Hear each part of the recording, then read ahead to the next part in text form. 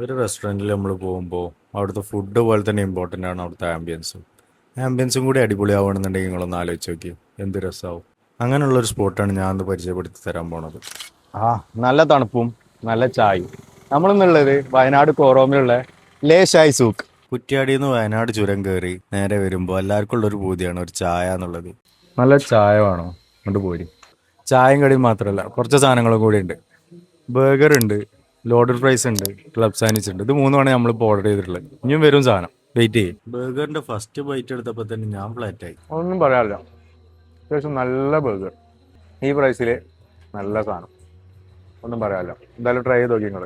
പിന്നെ ട്രൈ ചെയ്ത loaded fries ആണ്. ലോഡഡ് ഫ്രൈസ് എനിക്ക് ഭയങ്കരമായിട്ട് ഇഷ്ടപ്പെട്ടു. നല്ല തണുപ്പത്ത് ഇങ്ങനത്തെ സാധനങ്ങളൊക്കെ കഴിക്കാൻ വേറെ തന്നെ രസമാണ്. ചിക്കൻ ക്ലബ് സാൻഡ്വിച്ച്, ആ തണുപ്പത്തെ ബൈറ്റ് എടുത്തപ്പോഴുള്ള ഫീല്. ജെന്യൂൻലി പറയുകയാണെങ്കിൽ പേഴ്സണലി എനിക്ക് ഭയങ്കര ഇഷ്ടമായത് ലോഡഡ് ഫ്രൈസ് ആണ്. റേറ്റിംഗ് കൊടുക്കുകയാണെന്നുണ്ടെങ്കിൽ ലോഡഡ് ഫ്രൈസ് ഒരു 9.5 ഔട്ട് ഓഫ് 10 ഞാൻ കൊടുക്കും. തിന്ന് ക്ഷീണിച്ചപ്പോഴാണ് അടുത്ത സാധനം വരുന്നത്. ഞങ്ങളോട് പറഞ്ഞില്ലേ ഇനി സാധനം ഉണ്ടെന്ന്. ഇത് അടുത്ത സാധനം പെരി പെരി അൽഫാം മന്തിയും നോർമൽ അൽഫാം. ഓ ചൂടുണ്ട് ചൂടുണ്ട് ചൂടുണ്ട്. ആ ആദ്യം ഞാൻ ട്രൈ ചെയ്തത് ഇവിടുത്തെ പെരി പെരി അൽഫാമാണ്.